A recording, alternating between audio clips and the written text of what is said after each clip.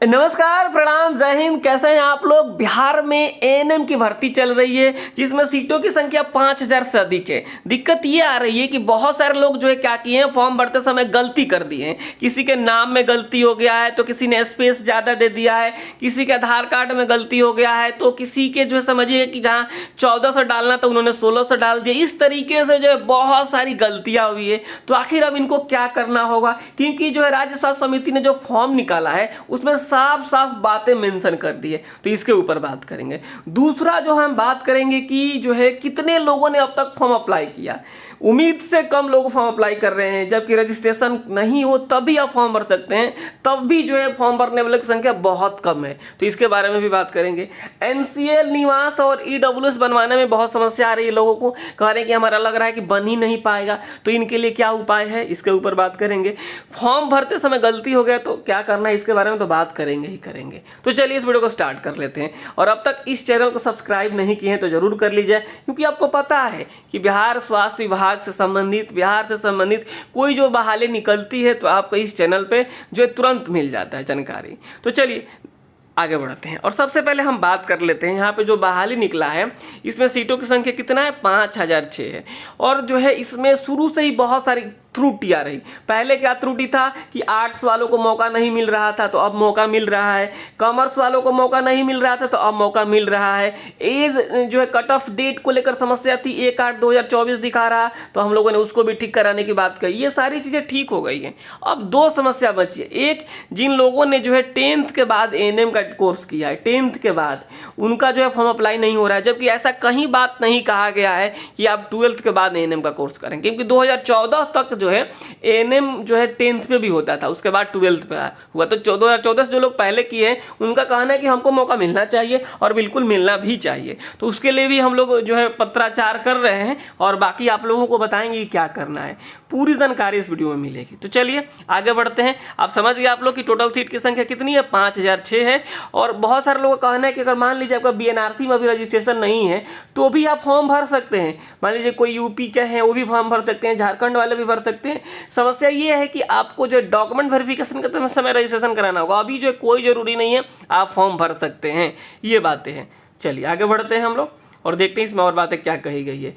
Total कितने लोग form भरे सबसे पहले यही बता देते हैं, लेकिन उसके पहले भी एक बात और बता देते हैं कि आप देखिए, आप तैयारी करना चाहते हैं ना, और मैं आपको गारंटी के साथ कह रहा हूँ कि आप कहीं से भी तैयारी कर रहे हैं ना, कहीं भी मैंने जो है देखा है कि आपको टॉपिक वाइज टेस्ट नहीं हो रहा है। हमारे यहाँ क्या है कि आप देखिएगा टॉपिक वाइज आपको टेस्ट देखने को मिलेगा। मान लीजिए कि कोई मैथ का कोई चैप्टर है, किसी टीचर ने प्रॉफिट एंड लॉस पढ़ाया तो प्रॉफिट एंड लॉस का टेस्ट होगा।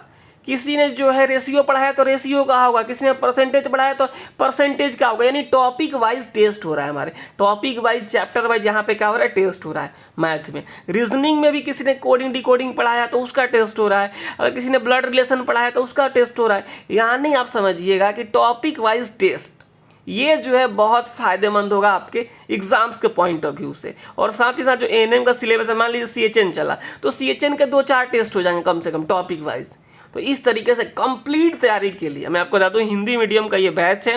हिंदी और इंग्लिश दोनों में क्वेश्चंस रहते हैं, हालांकि पढ़ाया हिंदी में जाता है, तो आप जो है ज्वाइन कर सकते हैं। जो है इसके लिए आपको 72 899 59 436 पे मैसेज करना होगा, बिहार एएनएम लिख करके। आप एक बार डेमो क्लास जैसे भी आपको देखना है एप्लीकेशन जाइए, इंस्टॉल कीजिए और देखिए, समझिए। आपको समझ में आए तो क्लास ज्वाइन कीजिएगा।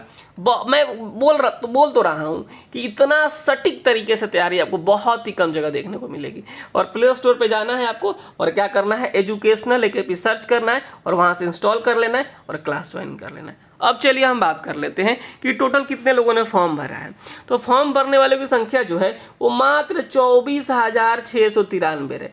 अब तक आज तक जो है 24,693 है और 3-4 दिन का समय और बचा हुआ है। तो अप्रॉक्स मान लेते हैं 10,000 और भी लोग फॉर्म भरते हैं तो 35,000 से ज़्यादा लोग इसमें फॉर्म नहीं भरेंगे। तो बहुत ज़्यादा कंपटीशन है नहीं। अगर आप बहुत अच्छे तरीके से तैयारी करते हैं तो आराम से इसमें ज्वाइन कर देंगे। बहुत सारे लोगों को लगता है कि नहीं हम परमानेंट में ज्वाइन करेंगे, लेकिन मैं तो कहूँगा कि पहले आप ज्वाइन कर लीजिए। परमानेंट भर्ती आएगी, उसमें एग्जाम्स होंगे, केसेस होंगे, होना ही है और इस तरीके से लंबा खींचेगा, तब तक आप इसमें आराम से जॉब कर लीजिएगा। तो मैं तो कहूँगा कि आप फॉर्म भरिए, नौकरी लीजिए। तो ये सर आप समझ गए कितने लोगों ने फॉर्म भरा अब तक, तो मात्र 24,693 लोगों ने फॉर्म भरा है। आज मैंने सुबह ही चेक किया है इसको, ठीक है। अब चलिए अब आ जाते हैं हम गलती वालों को लेकर के। देखिए जो गलती वाली जो समस्या है ना, उनको क्या करना है, एक बात यहाँ पे लिखा गया है कि जो है अगर आप जो है मल्टीपल फॉर्म भरते हैं तो आपका जो है फॉर्म रिजेक्ट हो जाएगा। आवेदकों की सलाह दी जाती है कि वो एक से अधिक आवेदन समर्पित ना करें। एक से अधिक यानी मल्टीपल आवेदन प्राप्त होने की स्थिति में आवेदक की जो अभ्यर्थिता जो है वो रद्द कर दी जा सकती है। इस तरीके से बातें कही गई है। अब मैं एक बात कहूँगा, अभी हाल ही में जो बीटीएससी ने इतने सारे बहाली निकाला, बीटीएससी ने इतने सारे बहाली निकाला, ड्रेसर निकाला, फार्मासिस्ट निकाला, स्टाफ नर्स निकाला, लेकिन बीटीएससी ने ये बात कहा था कि हम आपको सुधार का मौका नहीं देंगे। आपको अगर लगता है कि आप जो है गलती किए हैं तो आप दोबारा फॉर्म भर दीजिए, तीसरी बार भर दीजिए, चौथी बार भर दीजिए। यानी लोगों ने 3-3, 4-4 बार तक फॉर्म भरा है। तो हम लोग मांग करते हैं राज्य स्वास्थ्य समिति से कि आप सुधार का मौका नहीं दीजिएगा, कोई बात नहीं, लेकिन आप दोबारा फॉर्म भरने दीजिए। और आपके यहाँ जो काउंटर पे जो लोग बैठे हुए हैं आप उनको गाइड कर दीजिए कि अगर कोई फ़ोन करे तो बोल दे कि दोबारा फॉर्म भरें। आप नोटिस नहीं निकालना चाहते हैं, ठीक है, लेकिन आप कम से कम उनसे कहलवा दीजिए, या फिर जो मेल कर रहे हैं उसका रिप्लाई के तौर पे आप बोल दीजिए कि आप दोबारा फॉर्म भर सकते हैं, रिजेक्ट नहीं होगा। हालांकि जिनका भी गलती हो गया है, मैं तो आपको बताऊंगा, आप टेंशन मत लीजिए। छोटा मोटा इधर उधर एक आध वर्ड इधर उधर हुआ है ना, तो उतना समस्या वाली बात नहीं है। लेकिन आप जो हेल्प डेस्क का जो ईमेल है, ये किसका ईमेल है, ये राज्य स्वास्थ्य समिति का है। तो आप क्या कीजिए, इस ईमेल को आप नोट कीजिए, और ईमेल को नोट करने के बाद से जो है आप इस पे मेल कर दीजिए कि जो है हमारे साथ ये समस्या है, गलती हो गया है, हम क्या करें। तो यहाँ से ज़रूर 2 दिन के अंदर रिप्लाई आएगा। और ये जो है आपको हेल्पलाइन नंबर है, आप इस पर भी फ़ोन करके कहिए कि गलती हो गया है तो हमें जो है सुधार करने का मौका दिया जाए। देखिए क्योंकि मिलना चाहिए, करके मिस्टेक है, साइबर कैफे से मिस्टेक हो जाता है, कई बार थोड़ा बहुत इधर उधर हो जाता है, तो उसको जो है आप एक बार दोबारा फॉर्म भरने का मौका दे दीजिए। कैंडिडेट दोबारा भले चार्ज अपना जो 125 रुपये दोबारा दे देंगे, लेकिन मौका तो मिलना चाहिए। ये बात मैं मांग करता हूं, और मैंने जो है मेल वगैरह भी कर दिया है, और आगे जो इसमें हो सकेगा हम अपने तरफ से हम लोग करने की कोशिश में। हालांकि आपका भी दायित्व तो बनता है कि आप में के फॉर्म में कोई भी गलती हुआ तो ज़रूर आप जो है इस मेल आईडी को जो है मेल करें और बताएं कि हमारा फॉर्म में गलती हो गया, कृपया मुझे सर सुधार करने का मौका दिया जाए। और ये हेल्पलाइन नंबर है। तो ये सारा चीज़ करना होगा।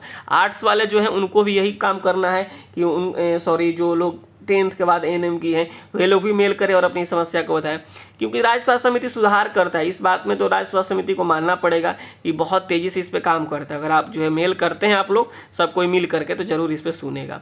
और थोड़ा बहुत गलती है तो आप बिल्कुल टेंशन मत लीजिए, आप तैयारी करते रहिए, नहीं तो फॉर्म सही हो जाएगा, तैयारी नहीं रहेगा तो थोड़ा नौकरी होगा।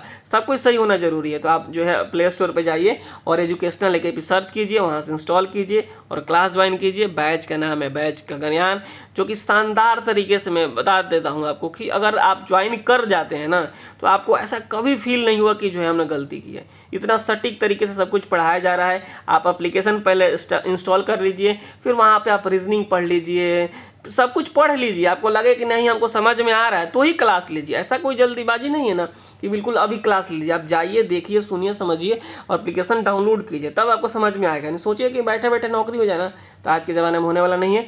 और अधिक जानकारी के लिए मैं बोल ही दिया हूँ कि 72 899 59 436 पे आप मैसेज कीजिए।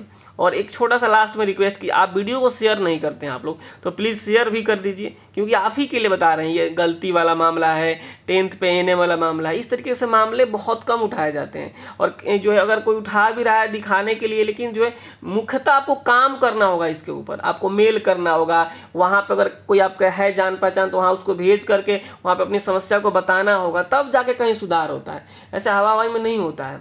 तो जितना हम लोगों से हो पा रहा है हम लोग करने की कोशिश कर रहे हैं, और मुझे उम्मीद है कि राज्य स्वास्थ्य समिति अच्छे तरीके से फॉर्म ने जो है सब कुछ करवा रहा है और इसमें भी वो सुधार देने की कोशिश करेंगे। तो ये सारा जानकारी था और आप लोगों से बस यही था। आप लोग जो है फॉर्म नहीं भरे हैं तो फटाफट भर दीजिए। और रही बात जो है निवास जाति आय की, तो बहुत सारे लोग जो है बनवाने में इनको दिक्कत हो रही है कि कह रहे हैं कि नहीं बन रहा है, साइट विजिट चल रहा है। ऐसा नहीं है, बार बार विजिट करते रहिए, सब कुछ बन रहा है, सब प्रॉपर तरीके से हो रहा है। अब हम बता देते हैं कि आखिर NCL कहाँ से बनवाना होता है। NCL जो बनता है वो पापा जी के घर से बनता है, पापा जी के घर से। अगर आपकी शादी हो गई है तो भी पापा जी के घर से बनेगा, नहीं हुआ तो बनेगा ही बनेगा, ठीक है, NCL। अब निवास कहाँ से बनता है, तो निवास आप जहाँ रहते हैं वहाँ से बनेगा, जहाँ रहते हैं। अब देखिए यहाँ पे EWS कह रहा है, EWS जो कह रहा है, EWS जो है आपको बनवाने के लिए आप जो है जो आप आय प्रमाण पत्र बनवाएंगे वह बनवाएंगे कहाँ से बनवाएंगे, वह अपने पिताजी के अपने जो है क्या पति जी के जो है EWS के लिए अपने पति जी के आय प्रमाण पत्र से बनेगा वो, ठीक है। तो ये सारा चीज़ है और आपको समझना होगा और समझने के बाद से आपको सारी चीज़ें करनी होगी। और जो उसके बाद से नौकरी, देखिए नौकरी होने के लिए ना कोई एक चीज़ की रिक्वायरमेंट नहीं होती, आपके पास किताबी नॉलेज के साथ साथ जो है बाकी नॉलेज भी होना जरूरी है। हम 2 महीना पहले से बोल रहे थे बहाली आ जाएगी, बहाली आ जाएगी, फलाने आदमी ये डॉक्यूमेंट बना लीजिए, ये बना लीजिए, वो बना, लेकिन कोई सुनता नहीं था, लगता कि बहाली आएगी नहीं। पढ़ने वाले हैं ना, आपको जो है हर साल जो एक्सपायर होने वाला है, जैसे जनवरी का महीना आए आप नया बनवा लीजिए।